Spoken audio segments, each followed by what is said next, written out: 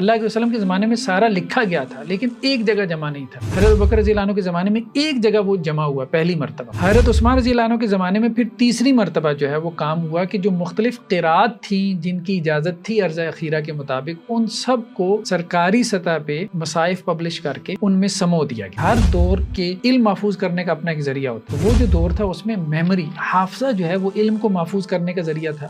Basically یہ ترتیب قرآن کا مسئلہ تھا. وہاں اس دور میں بڑا مسئلہ ترتیب کا تھا. انہیں یہ تھا کہ یہ اختلاف کیوں ہے قرآن میں. یہ اختلاف لوگوں کو شک میں ڈالے. جیسے حضرت ابی بن کعب نے کہا کہ مجھے شک پیدا ہو گیا.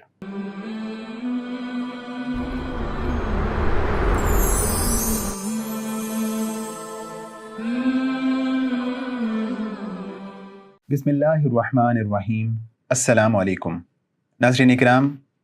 قراءت کے حوالے سے ہماری بات چیت جاری و ساری تھی اور پچھلے ایپیسوڈ میں ہم نے اس حوالے سے غامدی صاحب کے موقف کا کسی حد تک جائزہ لیا تھا. کیا قرآن کریم کو اللہ کے نبی علیہ الصلوۃ والسلام کے زمانے میں جمع کر لیا گیا تھا یا نہیں کیا گیا تھا؟ اس حوالے سے بہت سارے سوالات پیدا ہوتے ہیں اور آج انہی سوالات پہ بات کرنے کے لیے ہم نے دعوت دی ہے ڈاکٹر حافظ محمد زبیر صاحب کو. آپ کی آمد کا بہت شکریہ حافظ صاحب. ڈاکٹر صاحب ہماری بات قرآن کو جمع کرنے کے حوالے سے ہو رہی تھی اور آپ جو ہے کچھ فرما رہے تھے. جی بسم اللہ الرحمن الرحیم. دیکھیے جمع قرآن یا کمپائلیشن آف قرآن 3 مراحل میں ہوئی. ایک تو اللہ کے وسلم کے زمانے میں کہ وہ لکھا گیا تھا لیکن متفرق تھا، اجزاء کی صورت میں تھا. احادیث میں روایات میں ہے کہ اونٹ کے جو شانے کی ہڈی ہوتی ہے اس پہ تھا، یا کھجور کی شاخوں پہ تھا، یا پتھر کی سلوں پہ تھا. کسی کے پاس کچھ تھا، کسی کے پاس کچھ تھا. دوسری مرتبہ جمع ہوا حضرت ابوبکر رضی اللہ عنہ کے زمانے میں کہ جب اس کو ایک جگہ پہ جمع کر دیا گیا، متفرق کو جو بکھرا ہوا تھا. اللہ کے وسلم کے زمانے میں سارا لکھا گیا تھا لیکن ایک جگہ جمع نہیں تھا. صحیح. حضرت ابوبکر رضی اللہ عنہ کے زمانے میں ایک جگہ وہ جمع ہوا پہلی مرتبہ. حضرت عثمان رضی اللہ عنہ کے زمانے میں پھر تیسری مرتبہ جو ہے وہ کام ہوا کہ جو مختلف قراءات تھیں جن کی اجازت تھی عرض اخیرہ کے مطابق ان سب کو سرکاری سطح پہ جو ہے وہ مصائف پبلش کر کے ان میں سمو دیا گیا تھا. تو یہ بیسیکلی جو 3 مرتبہ غامدی صاحب نے استدلال کیا ہے اس آیت سے، تو اس کا پھر کیا جواب ہے؟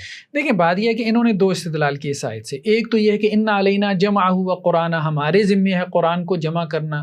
تو یہ گویا کہ اللہ کے وسلم کے زمانے میں ہوگا اور کتابی صورت میں ہوگا. یہ معنی تو آپ نے نکالا ہے. ٹھیک ہے. ان علینا جمع کا مطلب تو صرف اتنا ہے کہ ہمارے ذمہ جمع کرنا. اللہ کے رسول کے زمانے میں ہوگا اور کتابی صورت میں ہوگا، یہ کہاں سے نکلا؟ ایک بات تو یہ ہوگی. دوسرا انہوں نے یہ معنی نکالا ہے ثم ان علینا بیانہ سے کہ قرآن کی کوئی حکم کی جو وضاحت ہوگی نا وہ بھی وہاں پہ قرآن میں کر دی جائے گی، قرآن سے باہر نہیں ہوگی. وہی تحدید اور تخصیص والی بات جو ہوگی. صحیح. ٹھیک ہے. تو اگر قرآن کے کسی حکم سے متعلق شرح و وضاحت کی ضرورت ہوگی تو وہ بھی اس موقع پر کر دی جائے گی. ٹھیک. یہ دونوں باتیں اب ہم سمجھتے ہیں کہ صحابہ کو کیا سمجھ میں آئی. صحیح. صحابہ جو ہے نا، اب دیکھیں وہ تو اولین مخاطب تھے قرآن مجید کے. قرآن ان کی زبان میں نازل ہوا. جو غامدی صاحب کہتے ہیں نا عربی معلّہ کے جو ہے وہ سب سے پہلے بولنے والے کون ہیں عربی معلّہ کو؟ ظاہری بات ہے کہ وہ صحابہ کرام ہیں. تو اب آپ دیکھیں کہ یہ صحیح بخاری کی روایت ہے 4929. اس میں حضرت عبداللہ ابن عباس انہی آیات کی شرح و وضاحت کر رہے ہیں. صحیح. اور عبداللہ ابن عباس عام آدمی نہیں، اللہ کے وسلم نے انہیں اپنے سینے سے لگا کے کہا تھا کہ ان کو اللہ تعالیٰ تفسیر اور تعویل کا علم سکھا. ٹھیک ہے. ٹھیک ہے. اب عام آدمی، ایک تو صحابی ہونے کا ایج ہے، دوسرا یہ کہ اس لغت کو جانتے ہیں جس لغت میں قرآن نازل ہوا، یعنی عربی معلّہ کو، وہ ان کی مدر ٹنگ ہے، مادری زبان ہے. تیسرا یہ کہ رسول اللہ علیہ وسلم کی دعا موجود ہے، خاص تربیت بھی موجود ہے، فقہا صحابہ میں سے ہیں. ٹھیک ہے. وہ یہ کہتے ہیں کہ اس کا مطلب کیا ہے کہ ان علینا جمعہ و قرآن قال علینا ان نجمعہ فی صدرک.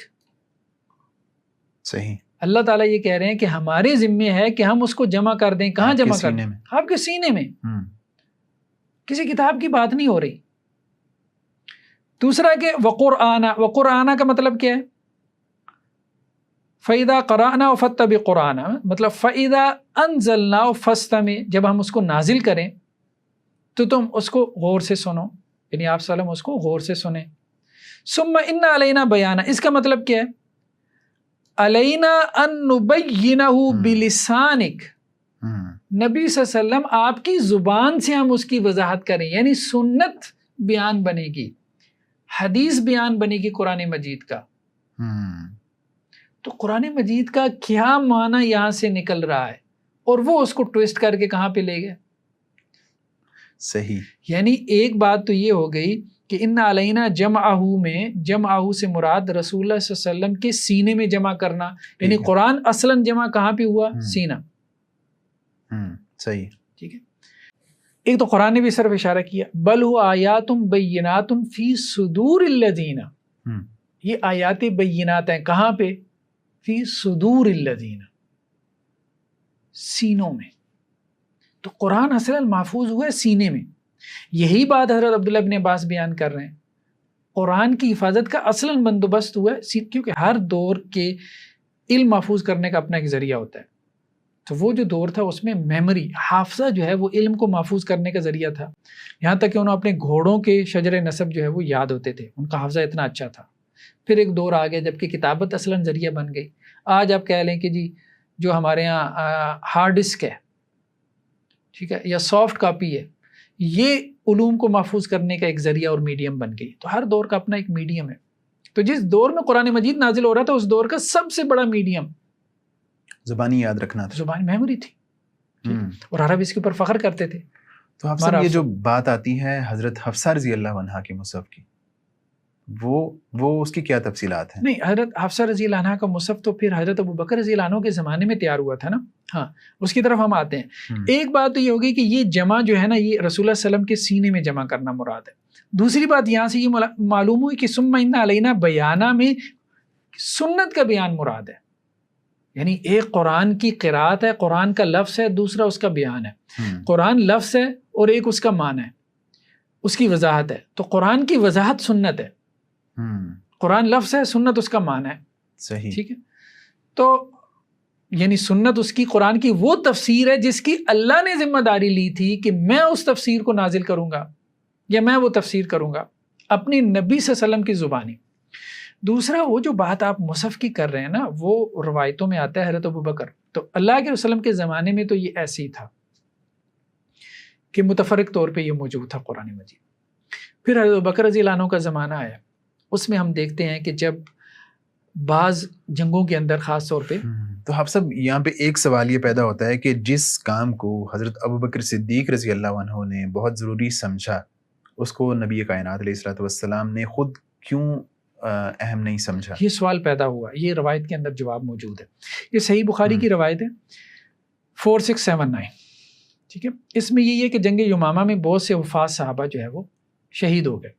تو حضرت عمر آئے حضرت ابو بکر کے پاس اور انہوں نے کہا حضرت ابو بکر سے کہ بہت سے وفات صحابہ جو ہے وہ شہید ہو گئے، اور اگر اسی طرح سے وفات صحابہ شہید ہوتے رہے تو قرآن ضائع ہو جائے گا، کیونکہ قرآن تو حافظوں میں اصلاً. ٹھیک ہے. تو میں یہ چاہتا ہوں کہ وَإِنِّي لَأَرَىٰ أَن تَجْمَعُ الْقُرْآنَ، کہ آپ قرآن کو کیا کریں؟ ایک جگہ جمع کریں. اللہ کے وسلم کے زمانے میں متفرق طور پہ جمع تھا، آپ ایک جگہ جمع کریں. تو حضرت ابو بکر نے کیا کہا؟ قُلْتُ لِعُمَرَ كَيْفَ أَفْعَلُ شَيْئًا لَمْ يَفْعَلُ رَسُولُ اللَّهِ صلی اللہ علیہ وسلم، میں کیسے وہ کام کروں جو اللہ کے رسول نے نہیں کیا؟ ایک بات تو یہ ہے کہ اللہ کے رسول نے نہیں کیا تھا، یہ کتنی واضح دلیل ہے کہ اللہ کے رسول کے زمانے میں یہ نہیں ہوا تھا. صحیح نہیں ہوا تھا، یہ حضرت ابو بکر کے زمانے میں ہوا ہے. لیکن حضرت عمر نے کیا کہا؟ ہوا واللہ خیر فلم یزل عمر یراجعنی فی، حضرت عمر مجھے لگاتار اس پہ آمادہ کرتے رہے. حضرت ابو بکر کہتے ہیں حتی شرح اللہ لذالک صدری، یہاں تک کہ اللہ نے میرا سینہ کھول دیا اور میری رائے وہی ہوگی جو حضرت عمر کی ہوگی. پھر انہوں نے حضرت زید بن ثابت کو بلوایا کہ آپ نوجوان ہیں اور یہ کاتبین وحی میں سے تھے. ٹھیک ہے. کنت تکتب الوحی علی رسول اللہ صلی اللہ علیہ وسلم، آپ اللہ کے وسلم کے لیے وحی لکھتے تھے، تو ہمیں آپ پہ اعتبار ہے، تو آپ یہ کام کریں. ٹھیک ہے. تو اب وہ کہتے ہیں کہ جی اگر پہاڑ جو ہے وہ میرے اوپر لاد دیا جاتا تو وہ مجھے آسان لگتا جس کام کا انہوں نے مجھے حکم دیا. اور میں نے کیا کہا؟ قلت کیف تفعلان شیئا لم یفعل النبی صلی اللہ علیہ وسلم، آپ وہ کام کیسے دونوں کریں گے شیخین جو اللہ کے رسول نے نہیں کیا؟ ان کو بھی وہی شبہ لاحق ہوا. تو کہتے ہیں کہ حضرت ابوبکر مجھے آمادہ کرتے رہے یہاں تک کہ اللہ نے میرا سینہ کھول دیا. تو وہ کہتے ہیں پھر میں کھڑا ہوا اور میں نے قرآن تلاش کیا اور میں اس کو جمع کر رہا تھا لوگوں کے سینوں سے بھی، اور جو مختلف جو ہے وہ شانے کی ہڈیاں ہوتی ہیں، ٹھیک ہے، کھالوں سے، ہڈی سے، کھجور کی شاخوں سے، ٹھیک ہے، میں اس کو جمع کر رہا تھا. تو یہ اس طرح سے جو ہے یعنی لکھا ہوا تھا اللہ کے وسلم کے زمانے میں، متفرق طور پہ مختلف لوگوں کے پاس موجود تھا.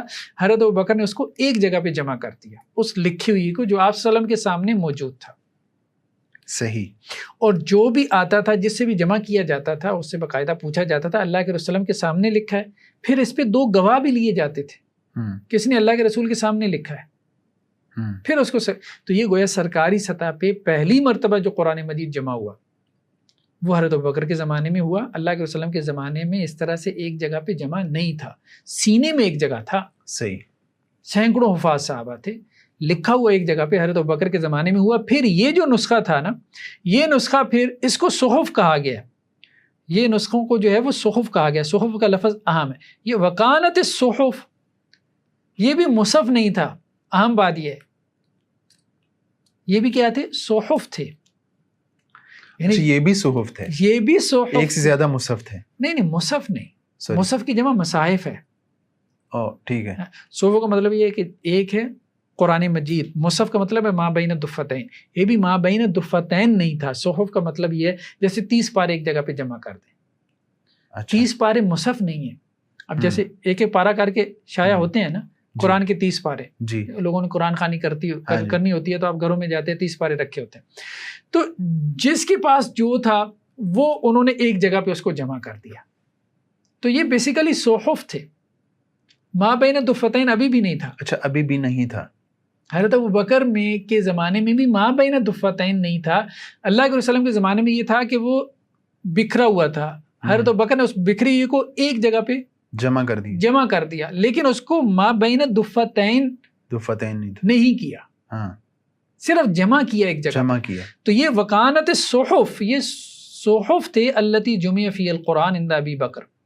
پھر حضرت بکر جب وفات ہو گئے ثم عند عمر، پھر حضرت عمر کے پاس آ گئے. حتیٰ توفا اللہ، پھر حضرت عمر فوت ہو گئے. ثم عند حفصہ بنت عمر، پھر حضرت حفصہ کے پاس آ گئے رضی اللہ عنہ جو ازواج مطہرات میں سے بھی ہیں. پھر حضرت عثمان کے زمانے میں جب دوبارہ جو ہے وہ قرات کا معاملہ کھڑا ہوا ہے، آذربائیجان اور آرمینیا کی سرحدوں پہ جب قرآن پڑھنے میں اختلاف ہوا تو حضرت حذیفہ بن یمان نے حضرت عثمان کو کہا کہ قوم جو ہے وہ قرآن پڑھنے میں اختلاف کر رہی ہے، آپ ان کو ایک جگہ جمع کریں. تو انہوں نے پھر حفصہ سے یہ صحف منگوائے اور پھر ان کو مصحف کی صورت دی. ایک مصحف امام تیار ہوا، پھر اس مصحف کی کاپیز تیار ہوئیں، 7 تھیں یا 8 تھیں، جتنی بھی تھیں، مختلف علاقوں میں بھیجی گئیں. اور ہر مصحف کے ساتھ پھر ایک قاری تھا جو پڑھانے والا تھا. یعنی جو ہے حضرت عثمان رضی اللہ عنہ کے زمانے میں یہ بین الدفتین آیا ہے. بین الدفتین حضرت عثمان رضی اللہ عنہ کے زمانے میں آیا. پہلے ابوبکر صدیق رضی اللہ عنہ کے زمانے میں بھی بین الدفتین نہیں تھا. بین الدفتین نہیں تھا، ایک جگہ پہ تھا، ایک جگہ جمع تھا. تو اس کی کوئی وضاحت آئی ہے کہ وہ کیا چمڑے کے کوئی چیزیں تھیں؟ وہی ہاں روایت میں آیا نا کہ وہ 3 چیزیں تھیں نا، 3 چیزیں تھیں اس میں، کھال، ہڈی اور کھجور کی شاخیں. 3 چیزیں تھیں. اچھا. اور ان کو جو ملا اس کو جمع کر وہ یعنی کتابی صورت میں تب بھی نہیں، کتابی صورت میں نہیں تھا. کتابی صورت میں نہیں تھا. صحیح، کتابی صورت میں نہیں تھا. ٹھیک ہے. کیونکہ عرب میں ورق وغیرہ اتنا عام نہیں تھا، ورق وغیرہ نہیں تھا. دیکھیں نا وہ پتھر کی سلوں پہ لکھ رہے تھے. تو حافظ صاحب ایک سوال یہ ہے، ہڈی کے اوپر لکھ رہے تھے، کھال کے اوپر لکھ رہے تھے. صحیح. ایک سوال یہ ہے کہ وہ پھر کس رسم میں تھا؟ وہ کس رسم پہ تھا؟ دیکھیں وہ تو آیا ہے نا ایک روایت کے اندر کہ حضرت عثمان رضی اللہ عنہ نے کے زمانے میں 4 بندوں کی کمیٹی مقرر ہوئی. ٹھیک ہے. اس کے امیر حضرت زید بن ثابت ہی تھے، کیونکہ پہلی جمع میں بھی ان کا رول تھا حضرت ابو بکر رضی اللہ عنہ کے زمانے میں. تو حضرت عثمان نے بھی ان کو کمیٹی کا امیر بنایا، 4 بندوں کی کمیٹی بنا کے ان کو امیر بنا دیا حضرت زید بن ثابت کو. اچھا. کیونکہ یہ ہیڈ کاتب تھے، وسلم کے زمانے میں بھی کاتبین وہی 40 کے قریب تھے، ہیڈ کاتب یہی تھے. لیکن جو یہ دونوں جمع ہیں حضرت ابوبکر صدیق رضی اللہ عنہ کے زمانے کی اور حضرت عثمان رضی اللہ عنہ کے زمانے کی، ان دونوں میں ایک فرق تو یہ ہے کہ جو حضرت عثمان رضی اللہ عنہ کے زمانے میں جمع ہوا تھا قرآن، انہوں نے 7 مصاحف تیار کیے. انہوں نے ایک مصحف تیار کیا، پھر اس کے بعد آگے 7 تیار ہوئے. تو لیکن حضرت ابوبکر صدیق رضی اللہ عنہ کے زمانے میں ایسا نہیں تھا. حضرت ابوبکر صدیق رضی اللہ عنہ کے زمانے میں ایسا نہیں تھا. دیکھیں اصل میں حضرت ابوبکر صدیق رضی اللہ عنہ کے مصحف کی بنیاد کیا ہے؟ رسول اللہ کے زمانے میں لکھے ہوئے مصاحف جو ذاتی پرسنل تھے، صحابہ کرام کے پرسنل مصاحف تھے. ٹھیک ہے، وہ کھال کے اوپر لکھے ہوئے تھے، کھجور کی شاخوں پہ، پتھر کی سلوں پہ لکھے ہوئے تھے. پرسنل مصاحف کی بنیاد پہ حضرت ابوبکر کا نسخہ تیار ہوا. ان پرسنل مصاحف کی بنیاد پہ جو اللہ کے رسول کے زمانے میں اللہ کے رسول کے سامنے لکھے گئے تھے، پرسنل تھے، سرکاری کوئی نہیں تھا. پھر حضرت عثمان رضی اللہ عنہ کے زمانے میں جو مصحف تیار ہوا اس کی اصل بنا حضرت ابوبکر کا مصحف. جیسے حضرت ابوبکر کی مصحف کا اصل بنا ہے، وہ مصاحف جو رسول اللہ صلی اللہ علیہ وسلم کے زمانے میں لکھے گئے وہ مکمل نہیں تھے. ٹھیک ہے، صحیح، جزوی طور پہ لوگوں تو جس طرح حضرت عثمان رضی اللہ عنہ کے مصحف سے ایک ہی لفظ سے ایک سے زیادہ قرات نکلتی تھی، اس کا انداز اس طرح کا تھا، تو کیا جو حضرت ابوبکر صدیق رضی اللہ عنہ کے زمانے میں مصحف تھا کیا اس کا بھی انداز اسی طرح کا تھا؟ نہیں، وہ دیکھیں وہ صرف جمع کا کام ہوا ہے. وہ جمع کا کام یوں ہے کہ جس نے اللہ کے رسول صلی اللہ علیہ وسلم سے جو سنا نا اس نے وہ لکھ لیا. اچھا، وہ اس طرح لکھ لیا. ہاں، جس نے جو سنا وہ لکھ لیا، تو وہ صرف انہوں نے ایک جگہ اس کو جمع کر دیا. ابھی اختلاف تو پیدا ہوا حضرت عثمان کے زمانے میں قراتوں کا، پھر یہ جھگڑا سامنے آیا تو پھر حضرت عثمان نے ایک مصحف امام تیار کروایا اور پھر سرکاری سطح پہ 7 مصحف تیار کروائے، اور ان 7 مصاحف میں بھی اختلاف تھے. یعنی بہت ساری قرات ایسی تھیں جو اللہ کے رسول صلی اللہ علیہ وسلم سے سن رکھی تھی صحابہ نے، لیکن وہ ایک رسم میں جمع نہیں ہو رہی تھی. جیسے وَأَوْسَى اور وَوَسَّى کو کیسے جمع کریں گے؟ اچھا، نہیں جمع کر سکتے نا. ٹھیک ہے، وَوَسَّى وَأَوْسَى ایک رسم میں جمع نہیں ہو سکتی. جی، الفاظ کا فرق. ہاں، تو اس لیے ایک مصحف میں وَوَسَّى رکھا گیا اور ایک مصحف میں وَأَوْسَى رکھا گیا. اچھا. ٹھیک ہے. ہاں، جس علاقے میں صحابہ جو قرات پڑھ رہے تھے، مختلف صحابہ مختلف علاقوں میں چلے گئے تو انہوں نے اپنے فتاوی دیے. جس طرح فتاوی دیے اسی طرح اس علاقے کے لوگوں نے ان سے قرات لی. حضرت عبداللہ بن مسعود کوفہ میں چلے گئے، وہاں قیام پذیر رہے، ان کی فقہ بھی وہاں سے چلی آگے. ٹھیک ہے، فقی مکتب فکر آگے پیدا، پھر ان کی قرات بھی وہاں پہ چلی. تو وہاں مصحف کوفی کہلاتا ہے وہ. تو وہاں اس مصحف کوفی کوفہ کی قرات کے مطابق تیار کیا گیا کہ کوفہ کے لوگ جو قرات پڑھ رہے تھے، جو صحابی وہاں گئے وہاں سے رائج ہو گئی نا، اب ایک عام ہو گئی نا، اب ان کو آپ کوئی اور قرات دیں گے تو وہ اس سے تھوڑا اجنبیت محسوس کریں گے. تو ان کے مطابق ایک مصحف تیار ہوا. جو بصرہ میں قرات عام ہو چکی تھی حضرت عثمان کے دور تک، اس کے مطابق ایک مصحف تیار ہوا. حضرت عثمان کا دور صحابہ کا دور ہے نا. اور جو مدینہ میں عام ہو چکی تھی اس کے لیے مدینہ کا مصحف تیار ہوا. جو مکہ میں عام تھی قرات اس کے مطابق مکی مصحف تیار ہوا. جو بصرہ میں عام تھی اس کے مطابق بصری مصحف تیار ہوا. تو مختلف مصاحف تھے، وہ مصاحف کے اوپر کتابیں موجود ہیں اور وہ سارا کچھ ہے.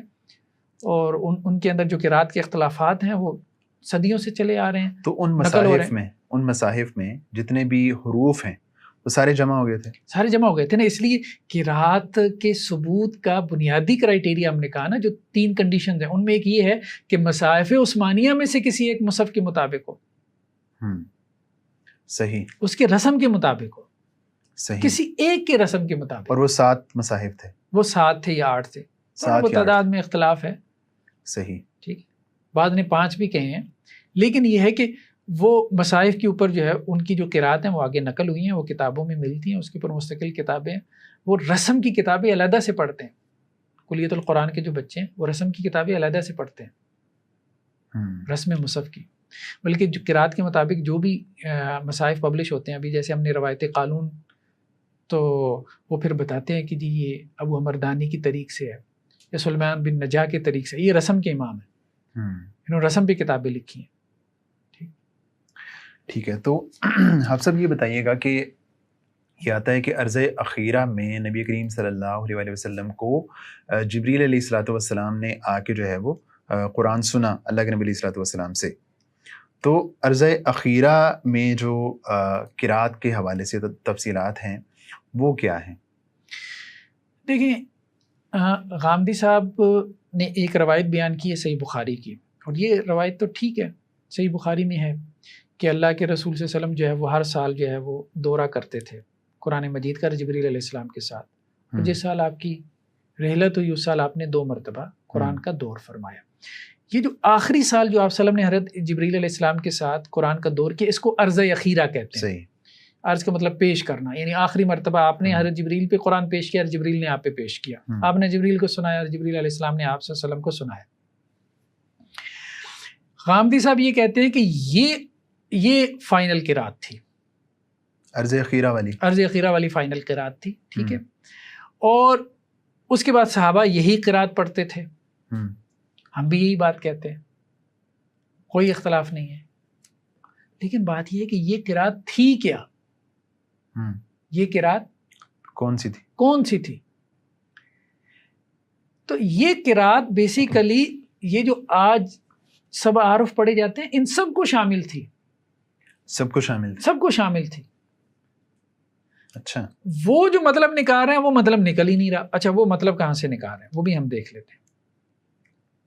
وہ مطلب نکال رہے ہیں کہ ابو عبد الرحمن السلمی یہ تابعی ہیں، ٹھیک ہے، ان کا ایک قول ہے، یہ عبد الرحمن ابو السلمی یہ کہتے ہیں کہ جی حضرت ابو بکر، عمر، عثمان اور حضرت زید بن ثابت تمام مہاجرین انصار کی قرات ایک ہی قرات تھی، اور وہ کیا تھی؟ وہ قرات عامہ تھی، ٹھیک ہے۔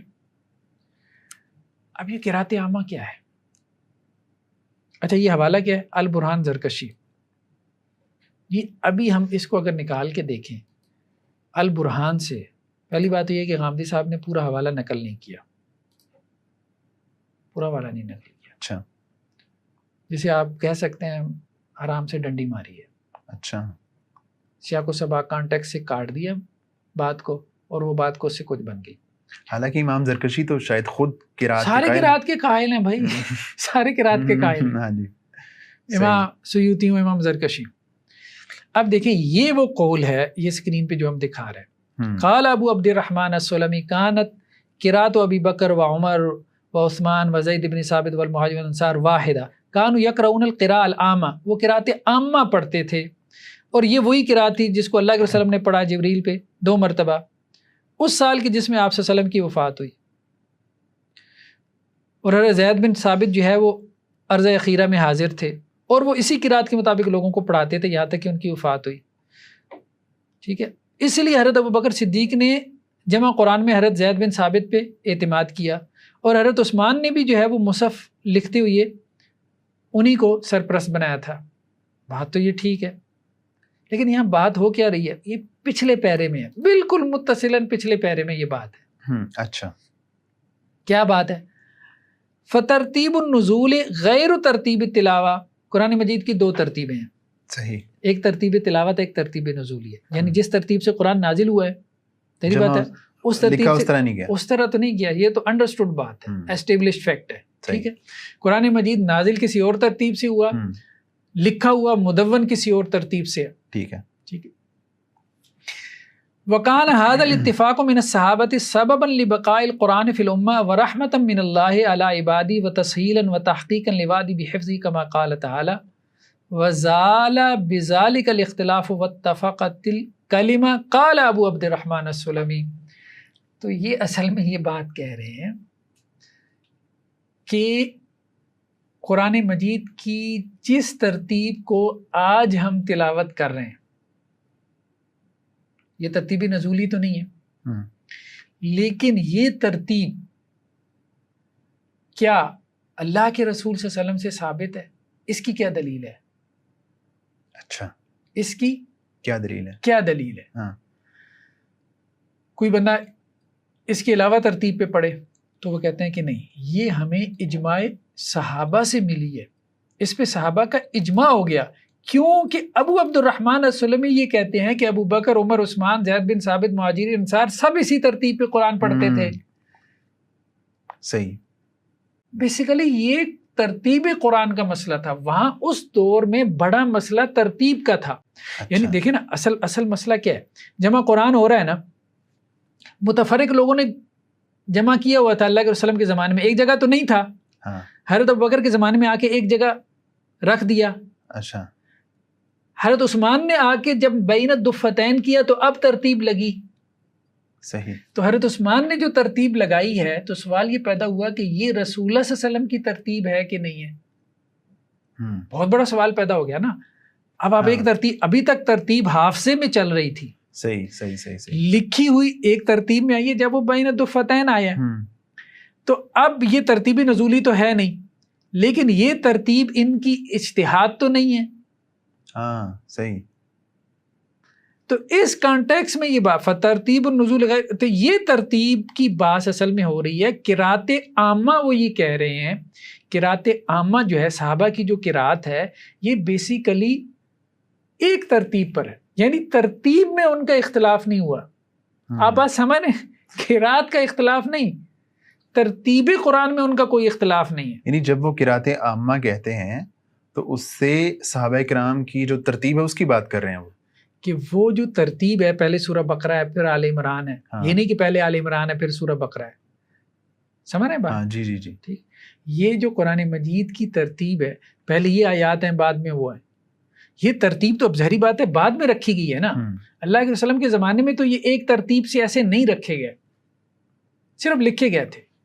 اس لفظ کا مطلب تو بظاہر یہی بنتا ہے، کانوا یقرؤون القراءۃ العامہ، وہ قرات عامہ پڑھتے تھے.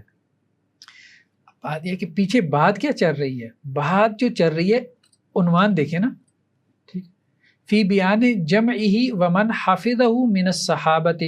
ٹھیک ہے جی. یہاں سے بات چلائی انہوں نے. آگے بھی ہم چلتے ہیں، آگے بھی ہم دیکھتے ہیں کہ ترتیب نزول جو ہے، ترتیب نزولی اور ترتیب تلاوت جو ہے وہ فرق ہے. وہ فرق ٹھیک ہے. اب جو ترتیب تلاوت ہے یہ اتفاق ہے صحابہ کا. یہ صحابہ کا کیا ہے؟ اتفاق ہے. اس کی دلیل کیا ہے کہ یہ صحابہ کا اتفاق ہے؟ ابو عبد الرحمن سلمی نے کہا ہے کہ سارے مہاجرین اور انصار ایک ہی قرات پڑھتے تھے. اچھا. یعنی اسی ترتیب کے مطابق پڑھتے تھے. اچھا صحیح صحیح صحیح صحیح. یہ آگے بھی یہی بات چل رہی ہے، یہی بات چل رہی ہے. دیکھیں یعنی ان میں کوئی ترتیب کا اختلاف نہیں تھا، ترتیب کا اختلاف نہیں تھا، سارے ایک ہی ترتیب میں پڑھ رہے تھے. یہ اس شبے کو زائل کر رہے ہیں کہ یہ شبہ نہ پیدا ہو جمع قرآن کی بحث میں. جب آپ نے شروع کی ہے کہ اللہ کے وسلم کے زمانے میں متفرق تھا، حضرت ابوبکر کے زمانے میں ایک جگہ، تو شبہ پیدا تو ہوگا. ہاں بالکل. کہ ترتیب تو صحابہ نے لگائی ہے تو یہ تو اجتہادی ترتیب ہو گئی. تو اس شبہ کو زائل کر رہے ہیں. صحیح. یعنی اس ترتیب میں اور اس میں کوئی فرق نہیں ہے. تو جو حضرت عثمان نے ترتیب رکھی ہے مصاحف میں، ٹھیک ہے، وہ انہوں نے رکھی ہے حافظے سے، اور سب کے حافظے میں جو ترتیب تھی وہ کیا تھی؟ وہ سیم تھی. یعنی وہ تراویح میں قرآن پڑھ رہے تھے نا، رات تہجد میں قرآن پڑھ رہے تھے نا، سیم ترتیب سے پڑھ رہے تھے. ان کی قرات عامہ تھی، یعنی پبلکلی ایک ہی ترتیب تھی، یہ کوئی قرات کا اختلاف نہیں. اب دیکھیں اگلے ہی اس میں دیکھیں نا، اگلے ہی پیراگراف میں یہی بات کہ جمع قرآن جو ہے دو طرح کا ہے. ایک یہ ہے کہ تالیف سور ہے، ٹھیک ہے، تو اور دوسرا کیا ہے کہ جیسے جمع آیات وغیرہ ہے. ٹھیک ہے. اب اس میں اختلاف ہو گیا. کچھ لوگوں نے کہا کہ جمع آیات جو ہے نا یہ توقیفی ہے، یعنی آیات کی جو ترتیب ہے نا یہ توقیفی اللہ کے وسلم سے ملی ہے. جو صورتوں کی ترتیب ہے نا یہ اجتہادی ہے. بعض لوگوں نے یہ قول اختیار کیا. اچھا. آگے انہوں نے یہی بات کہی ہے، ابو الحسین بن فارس نے یہ بات کہی. ٹھیک. اچھا. اس کے بعد امام حاکم ایک حدیث لے کے آئے مستدرک میں، وہ بھی کیا ہے حضرت زید بن ثابت سے کہ ہم اللہ کے رسول صلی اللہ علیہ وسلم کے پاس تھے اور ہم قرآن کیا کرتے تھے، مطلب چمڑے سے جو ہے وہ جمع کرتے تھے. اور اس میں یہ بات واضح طور پہ موجود ہے کہ انہوں نے قرآن کو جو ہے جمع کیا اور ایک مرتبہ نہیں. تو اب فقط جمعہ بعض بحضرت النبی، اللہ کے وسلم کے سامنے جو ہے وہ جمع کیا گیا. ثم جمعہ بحضرت الصدیق والجمع الثالث، تیسری جمع ہوئی وہ ترتیب السور کان فی خلافت عثمان. ٹھیک ہے، وہ ترتیب سورت تھی، ترتیب صورتوں کی ترتیب حضرت عثمان کے زمانے میں آئی ہے. ساری ترتیب کی بات چل رہی ہے. اگلا پیراگراف دیکھیے، اس میں بھی یہی بات آ رہی ہے. ٹھیک ہے. اب یہاں پہ یہ کہتے ہیں امام ابو عبداللہ الحارث بن اسد کیا کہتے ہیں کہ اللہ کے رسول صلی اللہ علیہ وسلم کیا کرتے تھے، کان یامر بکتابتی، کتابت کا حکم دیتے تھے، ولیکنہ کان مفرقا، لیکن قرآن کیا تھا، متفرق طور پہ موجود تھا، پھر رکاب والاکتاف والعصب. صحیح. تو حضرت ابو بکر صدیق نے حکم دیا کہ ایک جگہ پہ اس کو جمع کر دیا جائے. ٹھیک. تو اسی طرح سے مطلب آگے آپ چلتے جائیں. حضرت زید بن ثابت وہ یہ کہتے ہیں کہ جی میں نے یہ شانے کی ہڈیوں سے، لوگوں کے سینوں سے وغیرہ سے اور کھجور کی شاخوں وغیرہ سے جمع کیا. تو بعض لوگوں کو یہ وہم نہ ہو کہ لم یجمع القرآن فی عہد رسول اللہ صلی اللہ علیہ وسلم، اللہ کے وسلم کے زمانے میں قرآن جمع نہیں ہوا تھا. ٹھیک ہے. تو کہنا یہ ساری ترتیب کی بحث ہے، ترتیب کی بات، قرات کی کوئی بات نہیں، قرات کی بحث ہو ہی نہیں رہی. تو قرات عامہ کا جو لفظ بولا گیا وہ بیسیکلی ترتیب کی، ترتیب ایک ہے، ترتیب میں اختلاف نہیں ہوا صحابہ کا، یعنی آیات کی ترتیب، صورتوں کی ترتیب، دونوں میں کوئی اختلاف نہیں ہوا کہ یہ اسی ترتیب سے ہیں، یہ اسی ترتیب سے. تو یہ بیسیکلی اختلاف تھا کہ جس کو جو یہ بات آ رہی ہے کہ حضرت عثمان رضی اللہ عنہ نے صورتوں کی ترتیب لگائی، یہ بعد میں آنے والے ائمہ کا قول ہے، بعض قول ہے. اچھا. ابو عبد الرحمن السلمی کا قول تو اور ہے نا، وہ تو اور ہے نا. بعض ائمہ نے آ کے یہ بات کہی ہے کہ آیات کی ترتیب تو توقیفی ہے، صورتوں کی نہیں ہے، صورتوں کی نہیں ہے، وہ اجتہادی ہے، وہ حضرت عثمان نے اپنے اجتہاد سے لگائی. تو یہ موقف درست نہیں ہے، یہ موقف درست نہیں ہے. صورتوں کی ترتیب بھی کیونکہ حافظے میں موجود تھا نا. اللہ کے وسلم جب پورا دور کرتے تھے تو وہ ایک ترتیب سے کرتے تھے نا، ترتیب سے کرتے تھے. تو حافظے میں وہ ایک ترتیب سے موجود تھا. صحیح. تو یہاں تو قرات کا اختلاف ہے ہی نہیں. قرات عامہ جو ہے وہ بیسیکلی ترتیب کے تناظر میں ہے. ٹھیک ہے. قرات کی وہاں سرے سے کوئی بحث ہے ہی نہیں. اچھا آگے چل کے کیا کہتے ہیں غامدی صاحب کہ جی صحابہ کرام کے زمانے سے لے کے آج تک مسلمانوں کا قولی تواتر صرف اسی قرات کو حاصل ہے. عجیب بات ہے. اب یہ اس کی کیا دلیل ہے بھائی، سوائے آپ کے عقیدے کے؟ آپ کا ایک عقیدہ ہے بٹ ٹھیک ہے، اس عقیدے کی کوئی دلیل نہیں ہے، آپ اپنا عقیدہ بیان کریں جو بھی ہے.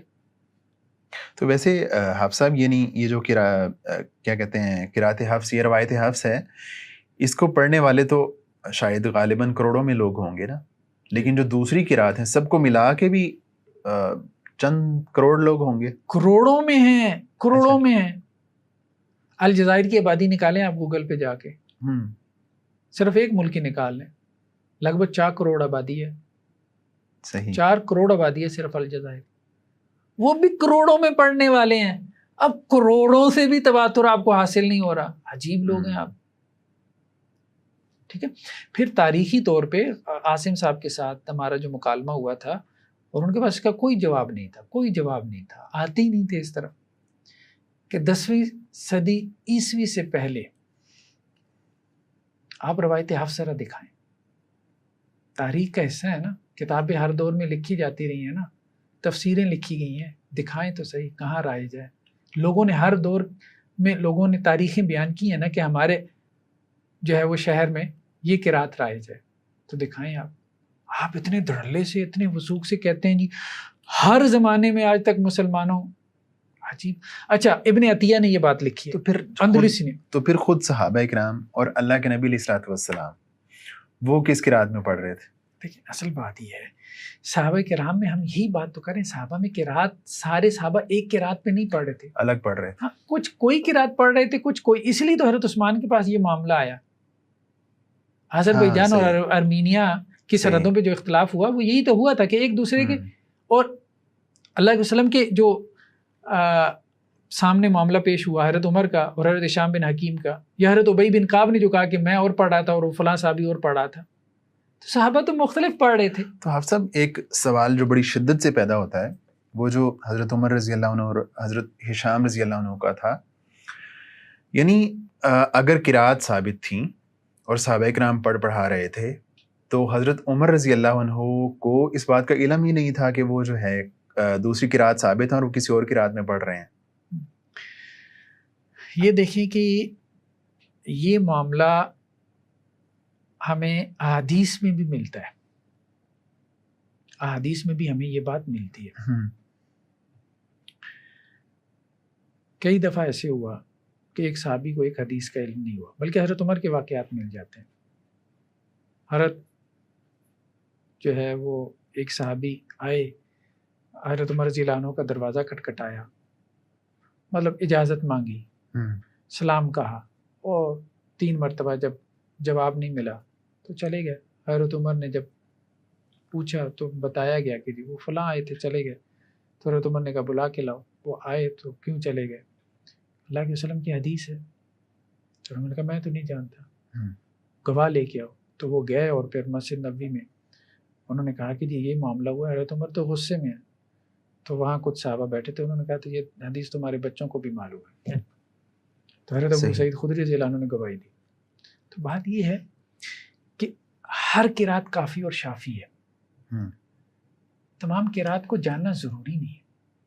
ایک آدمی کو اگر ایک قرات کا علم ہے، ٹھیک ہے، تو پورا قرآن اس کے پاس ہے. تمام قرات کا جاننا ضروری نہیں. حضرت عمر کا جو اعتراض تھا وہ صرف اس قرات کے ہونے یا نہ ہونے پہ تھا، یا اوورال قرات پہ بات کی انہوں نے؟ دیکھیں یہ ایک آسانی تھی.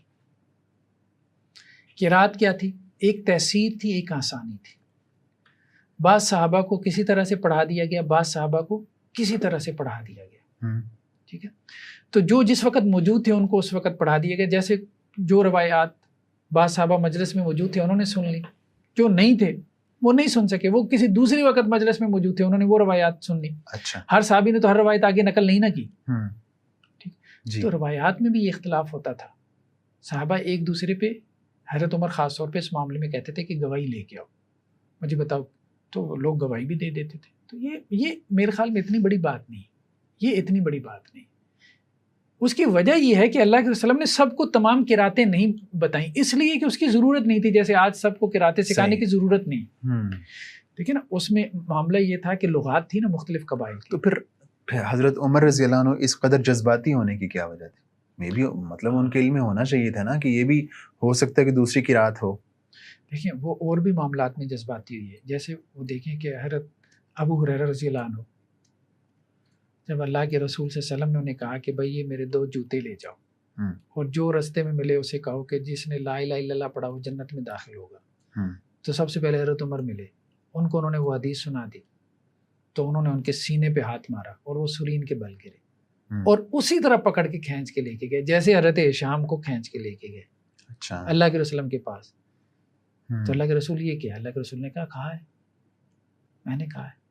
تو حضرت عمر نے کہا اللہ کے رسول لوگ اس پہ توکل کر لیں گے.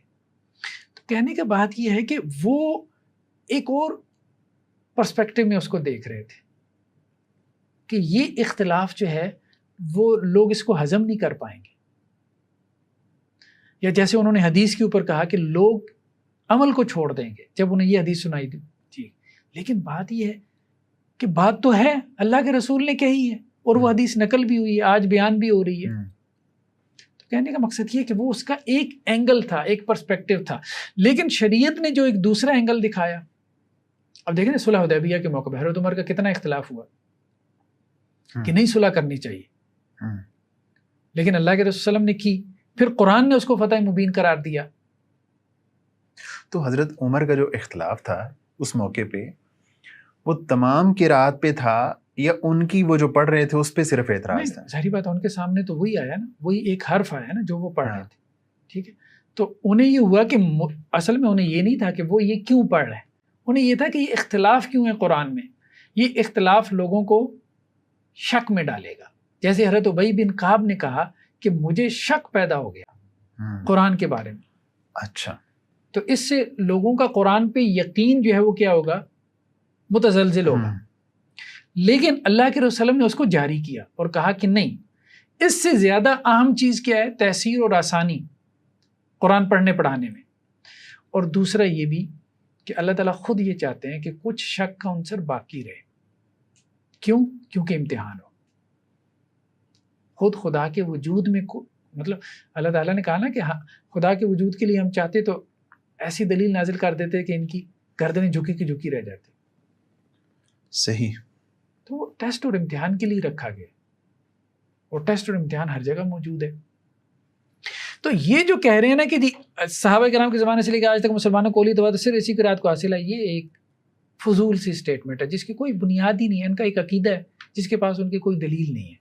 نہ انہوں نے کوئی تاریخ کا حوالہ دیا، نہ انہوں نے تاریخ کو کھنگالا، نہ انہوں نے قدیم مصائف کو دیکھا، مینوسکرپٹس کو دیکھا، نہ انہوں نے قدیم تفاسیر کو دیکھا، نہ انہوں نے ہر صدی سے کوئی حوالے لے کے آئے.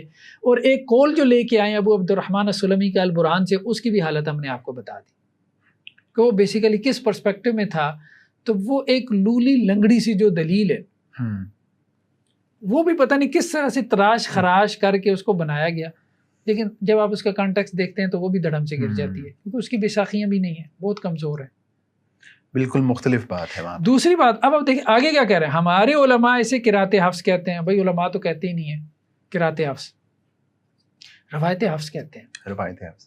اچھا مزے کی بات یہ ہے کہ یہ جو قرات کا لفظ نا، جن کا جو پچھلا ایڈیشن تھا نا، میں نے اپنی کتاب میں اس کا تذکرہ کیا ہے. ان کا جو پچھلا ایڈیشن تھا نا اس میں یہ قرت لکھا ہوا تھا، حمزہ نہیں تھا. 34 ٹائمز انہوں نے قرت لکھا. اچھا میں نے توجہ دلائی بھائی یہ لفظ قرت نہیں ہے، یہ لفظ قرات ہے. قرات ہے. نئے ایڈیشن میں اب یہ قرات تو ہو گیا، لیکن پھر غلطی کیا کی، قرات حفظ لکھ دیا. آپ کے اس پہ غالباً آرٹیکل شائع ہوا تھا رشد میں. ہاں رشد میں آرٹیکل شائع ہوا. جی. تو قرت سے قرات تو لفظ ٹھیک کر لیا، لیکن قرات حفظ لکھنا شروع کر دیا. قرات حفظ نہیں، قرات امام کی ہوتی ہے، قرات عاصم ہے. ٹیکنیکلی اس کو روایت حفظ کہتے ہیں. کسی قاری کے سامنے کہیں گے نا اس کو ابکائی آ جائے گی، وہ ومٹ کر دے گا کہ میں کس بندے کے ساتھ میں بیٹھ گیا. صحیح. ٹھیک ہے. تو کہنے کا مقصد یہ ہے کہ آپ اتنے نازک موضوعات کے اوپر گفتگو کر رہے ہوں اور آپ کو اس کی بنیادی اصطلاحات کا علم نہ ہو. یعنی آپ یہ بھی کہہ رہے ہیں ہمارے علماء، چلے آپ نے کہا ہوتا، آپ کہہ رہے ہیں ہمارے بھائی علماء تو اس کو قرات حفظ، آپ ان کو کہیں گے، وہ کہیں گے یار آپ کیا کہہ رہے ہیں، کیا کہہ رہے ہیں. قرات حفظ تو نہیں ہوتی، روایت حفظ. صحیح. پھر روایت کے نیچے طریق ہوتا ہے، طریق کے نیچے وجہ ہوتی ہے. ان کے ایک پورا سسٹم ہے. اس سسٹم کو آپ نے پڑھا نہ ہو، اسٹڈی نہ کیا ہو تو آپ کو بات سمجھ میں کیسے آئے گی. تو بیسیکلی یہ قرات عامہ جو ہے نا، یہ قرات عامہ بیسیکلی وہ ترتیب تھی جس ترتیب کے اوپر جو ہے وہ قرآن نازل ہوا. حفص صاحب نے بات کی قرات اور روایت میں فرق کی. تو جو قرآن ہے وہ 7 احرف پہ نازل ہوا ہے، لیکن جب ہم اس کی تفصیلات میں جاتے ہیں اور ہماری جو ماضی کی تراث ہے وہاں دیکھتے ہیں تو 7 احرف کے حوالے سے ہمیں بہت زیادہ اختلافات دیکھنے کو ملتے ہیں. تو اس وجہ سے بھی ہمارے جو کچھ لوگ ہیں ان کے اذہان میں کچھ شکوک پیدا ہوتے ہیں. 7 احرف کی روایت پہ نا غامدی صاحب نے یہ گفتگو کی ہے اصول و مبادی میں، یہ پیج نمبر 30 پہ. کہتے ہیں جی اس روایت کے بارے میں جو ہے نا یہ چند ایک حقائق اگر پیش نظر ہیں، ان حقائق کی حقیقت بھی ہم نے اپنی کتاب میں کھول دی ہے فکر غامدی میں، کہ یہ ایک بالکل ہی بے معنی روایت ہے، یعنی اس کا کوئی معنی نہیں ہے. اچھا کیا کہتے ہیں جی؟ آپ سب اگر آپ وہ روایت بتا دیں کہ وہ روایت ہے کیا اصل میں. مطلب انزل القرآن علی 7 احرف، قرآن جو ہے وہ 7 حروف پہ نازل ہوا. ٹھیک. وہ کہتے ہیں کہ جی یہ جو 7 احرف ہے نا، اس کا مفہوم ایک ایسا معمہ ہے جسے کوئی شخص اس امت کی پوری تاریخ میں کبھی حل کرنے میں کامیاب. اسٹیٹمنٹ دیکھیں کیسے، کوئی شخص اس امت کی پوری کبھی حل کرنے میں، عجیب اسٹیٹمنٹ، مطلب ایسی کیٹیگریکل اسٹیٹمنٹ، سویپنگ اسٹیٹمنٹ دیتے ہیں اور وہ بالکل بے بنیاد ہوتی ہے، بے بنیاد ہوتی ہے.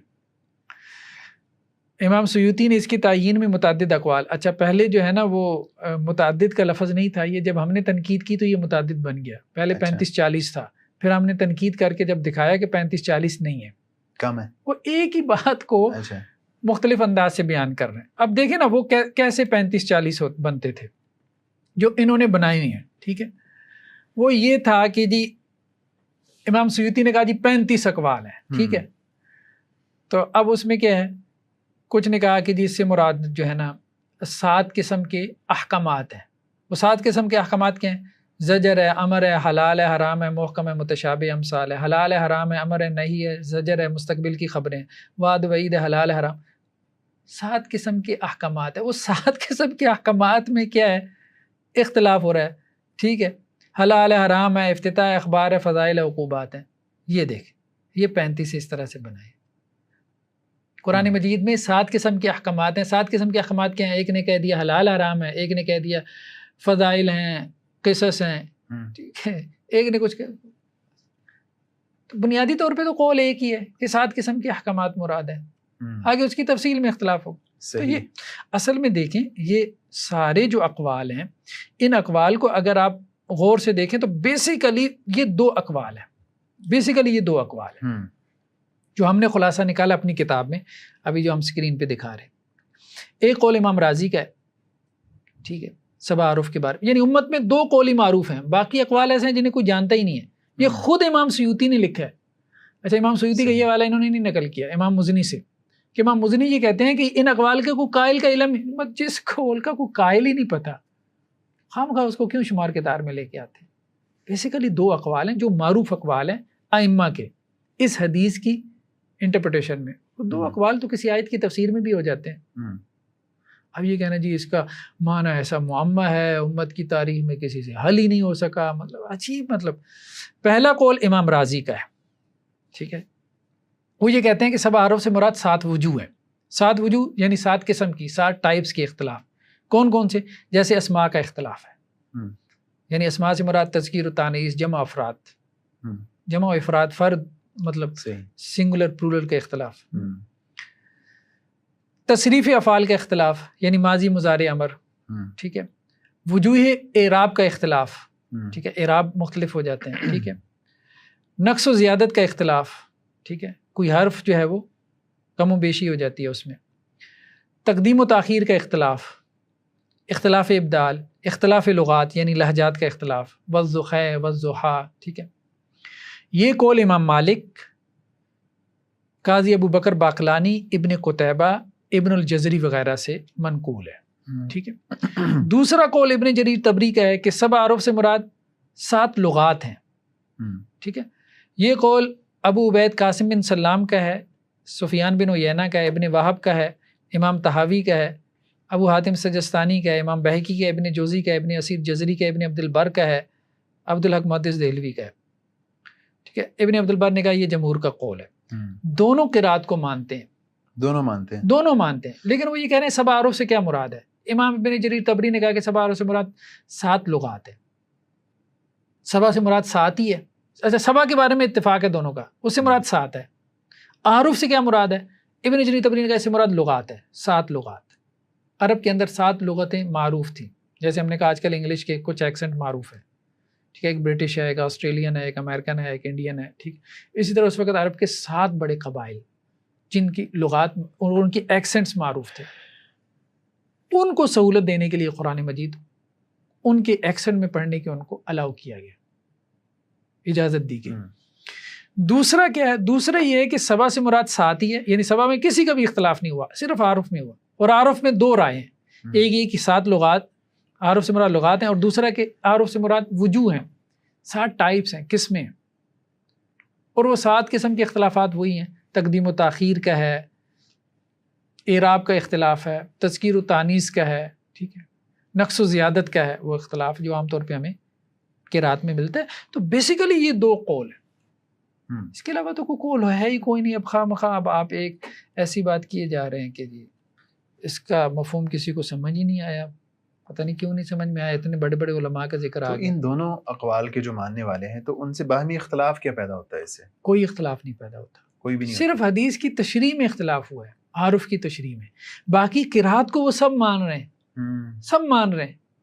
صحیح، یعنی نتیجے کو سب مان رہے ہیں. صحیح. اگر لیکن وہ یہ کہہ رہے ہیں کہ یہ اختلاف پیدا کیسے ہوا، یعنی قرات کا اختلاف، اس کا اوریجن کیا ہے. تو کچھ کہہ رہے ہیں کہ وہ لغات ہیں، اور کچھ کہہ رہے ہیں کہ نہیں، وہ 7 طرح سے، 7 ٹائپ سے وہ اختلاف جو ہے نا وہ اس کی اجازت دی. اگر ہم 2 اقوال سے زیادہ اقوال مان بھی لیتے ہیں تو وہ تو سارے کے سارے قرات کو مان رہے ہیں، سارے قرات کو مان رہے ہیں، تو وہ اختلاف کر رہے ہیں. جی جی ایسے ہی ہے. اب سب اس موضوع پہ ہم نے کافی طویل بات کر لی، جو غامدی صاحب کا اصول ہے میزان الفرقان کے حوالے سے. جی جی. تو بس جو آخری بات آپ سے پوچھنی ہے وہ یہ ہے کہ جب ہم قرآن کو میزان اور فرقان کہتے ہیں، یا غامدی صاحب قرآن کو میزان اور فرقان کہتے ہیں، تو اس کو ماننا، اس بات کو ماننا کیا جو ہے، کیا اس سے یہ بات بھی لازم آتی ہے کہ ہم قرات کے اختلافات کو نہ مانیں؟ دیکھیں، یہ خواہ قامتی صاحب کے ذہن میں نا ایک بات بیٹھ گئی کہ قرآن کو میزان اور فرقان ماننے کا مطلب یہ ہے کہ ہم قرات کا انکار کریں۔ جو وہ میزان اور فرقان کا معنی بیان کر رہے ہیں نا، اگر اس صحیح معنی میں اس معنی کو مان لینا جو وہ معنی بیان کر رہے ہیں میزان اور فرقان کا، تو وہ قرآن کا بھی انکار کرنا پڑے ان کو۔ اس کا لازمی نتیجہ ہے کہ آپ قرآن کا انکار کریں۔ کون سا قرآن؟ جسے وہ قرات عامہ کہہ رہے ہیں، کیونکہ وہ سارے اختلافات اس قرآن میں بھی موجود ہیں۔ یعنی روایت حفص میں، روایت حفص میں، صرف روایت حفص، صرف روایت حفص میں۔ اچھا، مثال کے طور پہ یہ اب آپ کو اسکرین پہ میں دکھاتا ہوں، یہ اب آپ دیکھیے گا، اس پہ غور کیجیے گا، یہ بہت مزے کی شاندار بات ہے۔ اللہ تعالیٰ کیا کہہ رہے ہیں؟ وَإِذْ نَجَّيْنَاكُمْ مِنْ آلِ فِرْعَوْنَ يَسُومُونَكُمْ سُوءَ الْعَذَابِ۔ اس کو ہمارے یہاں حفاظ میں کہا جاتا ہے متشابہ القرآن، متشابہ لگتے ہیں، ٹھیک ہے، وہ ایک ہی قرآن میں لگتے ہیں۔ وَإِذْ نَجَّيْنَاكُمْ مِنْ آلِ فِرْعَوْنَ يَسُومُونَكُمْ سُوءَ الْعَذَابِ وَإِذْ أَنْجَيْنَاكُمْ مِنْ آلِ فِرْعَوْنَ يَسُومُونَكُمْ سُوءَ الْعَذَابِ۔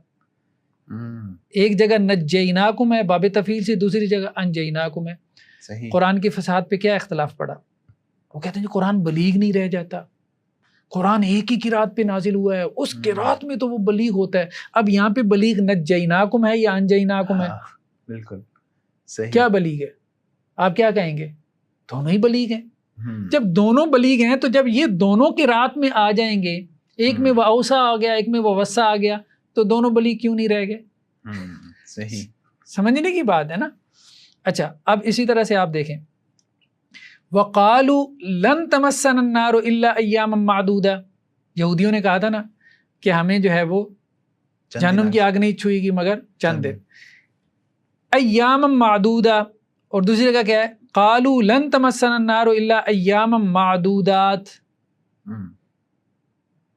پہلی بات تو یہ ہے کہ انہوں نے کہا کیا تھا؟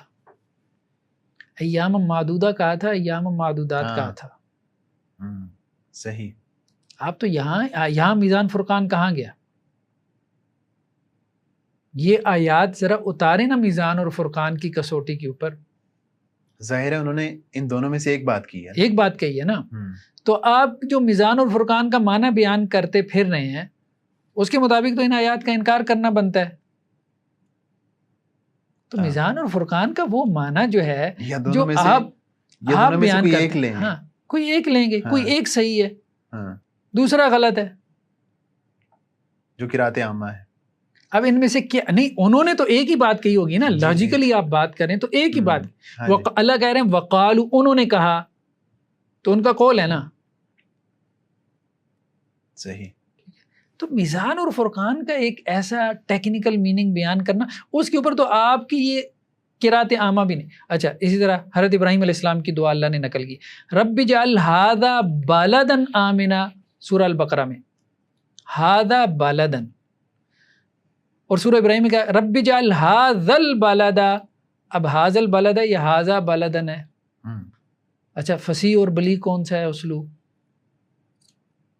حضرت ابراہیم نے دعا میں کیا کہا تھا؟ ھذا بلدن کہا تھا یا ھذا البلد کہا تھا؟ اچھا، میزان اور فرقان کے اعتبار سے کیا چیز درست ہے؟ اگر دونوں درست ہیں تو بھائی قرات بھی دونوں درست ہیں۔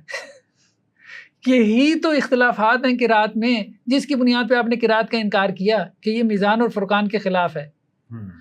تو یہ تو روایت حفص بھی میزان اور فرقان کے خلاف ہے۔ آگے دیکھیں، قالوا بل نتبع ما الفینا علیہ آبانا، اور قالوا بل نتبع ما وجدنا علیہ آبانا۔ کون سا اسلوب بلیغ ہے؟ ٹھیک ہے، آگے چلتے چلے جائیں۔ انما حرم علیکم المیتۃ والدم ولحم الخنزیر وما اہل بہ لغیر اللہ، اور وما اہل لغیر اللہ بھی تقدیم و تاخیر کا اختلاف ابھی ہم نے پڑھا ہے، قراتوں میں یہی ہوتا ہے نا جی۔ قرآن نے خود اس کو ایک جگہ پہ تقدیم و تاخیر کر دیا کہ دونوں اسلوب بلیغ ہیں۔ قرآن خود کہہ رہا ہے کہ تقدیم و تاخیر کے ساتھ اگر آ رہا ہے تو دونوں اسلوب بلیغ ہیں، کیونکہ قرآن میں آ گئے۔ صحیح۔ ٹھیک، تو اب اس کے بعد لا یقدرون علی شیء مما کسبوا، لا یقدرون مما کسبوا علی شیء، تقدیم و تاخیر آ گئی. اب میزان و فرقان کیا ہے؟ وما جعلہ اللہ الا بشرا لکم ولتطمئن قلوبکم بھی، ولتطمئن بہ قلوبکم، قلوبکم بھی اور بہ قلوبکم. اسی طرح سے الذین اتخذوا دینہم لعبا ولہبا، الذین اتخذوا دینہم لہوا ولعبا، یعنی ایک ہی بات اللہ تعالیٰ پیچھے سے کرتے چلے آ رہے ہیں. ان ربک سریع العقاب، ان ربک لسریع العقاب، صرف لام کا فرق ہے دونوں آیات میں. صحیح. قال انک من المنذرین، اللہ نے کہا انک من المنذرین، اللہ نے کہا نا شیطان کو کہ تجھے مہلت دی گئی ہے، مہلت دیے گیا ہے، یہ لوگوں میں سے ہے. قال فانک من المنذرین، فا آ گیا تو وہاں پہ بھی اضافہ ہوتا ہے، قرات میں بھی فا کا سما کا اضافہ ہو جاتا ہے. فکذبوا فانجیناہ، فکذبوا فنجیناہ، ٹھیک ہے. ولوطا اذ قال لقومہ اتاتون الفاحشہ، اور ولوطا اذ قال لقومہ انکم لتاتون الفاحشہ. آپ قرآن میں چلتے جائیں، بل انتم قوم مسرفون کہیں پہ کہا، کہیں بل انتم قوم تجہلون کہا، پیچھے آیت سیم ہے انکم لتاتون الرجال شہوۃ من دون النساء. ٹھیک ہے، اللہ نے یہ بات، حضرت لوط علیہ السلام نے یہ بات کہی. صحیح. بل انتم قوم مسرفون، اور کہیں پہ بل انتم قوم تجہلون. اسی طرح آپ چلتے چلے جائیں. قالوا ارجی واخا وارسل فی المدائن، بھیج وبعث فی المدائن. ٹھیک ہے. قالوا ان لنا لاجرا، اور کہا پھر آگے کیا، ان لنا لاجرا، حمزہ استفہام کا اضافہ ہو گیا.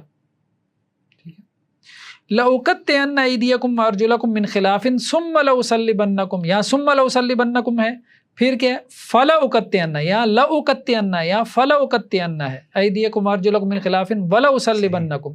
تیسری جگہ ایک اور مختلف انداز سے آ رہی ہے، یعنی آپ یہ چلتے چلے جائیں، یہ ساری آیات یہ متشابہ القرآن. تلک آیات الکتاب و قرآن مبین، تلک آیات القرآن و کتاب مبین، کذالک نسلک فی قلوب المجرمین، کذالک سلکنا فی قلوب المجرمین.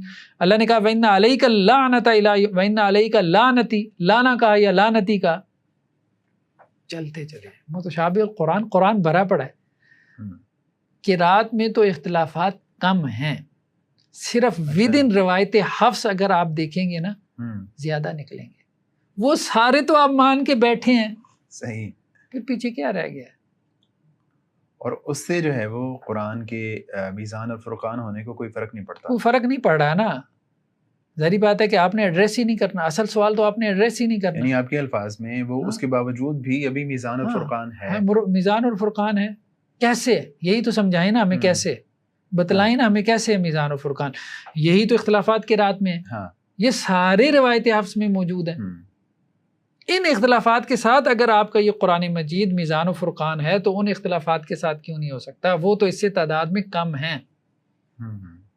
کہنے کی بات یہ ہے کہ اصل میں بات یہ ہے کہ دفاع قرآن کا کام ان لوگوں نے کیا ہی نہیں. صحیح بات یہ نہیں کیا. حفص صاحب thank you so much for being with us. جزاکم اللہ. ناظرین کرام، آج کے پروگرام میں ہم نے قرآن کے جو جمع ہونے کی تفصیلات ہیں اس پہ بات کی، اور جو غامدی صاحب کا جو اصول ہے قرآن کے میزان اور فرقان ہونے کا، یہ چوتھا اصول ہے، اور اس پہ ہم نے کافی ڈیٹیل سے بات کی، جس میں جو ہے وہ بات آئی قرآن کے قطعی الدلالہ ہونے کی، اس پہ بات آئی قرآن کے عموم و خصوص کی، اور اس میں جو آخری بات تھی وہ تھی قرآن کی ایک سے زیادہ قرأت کے حوالے سے. قرآن کی قرأت کے حوالے سے جو غامدی صاحب کا موقف ہے وہ اس کا جائزہ حافظ صاحب نے لیا. اس کی جو ہے وہ کیا نوعیت ہے اور اس کی کیا حیثیت ہے، اس کا فیصلہ ہم آپ پہ چھوڑتے ہیں. آپ خود انصاف کی میزان میں اس موقف کو رکھیے اور خود فیصلہ کیجیے. آپ کے ساتھ اگلے پروگرام میں ملاقات ہوگی. ابھی تک کے لیے دیجیے اجازت. اللہ حافظ ناصر.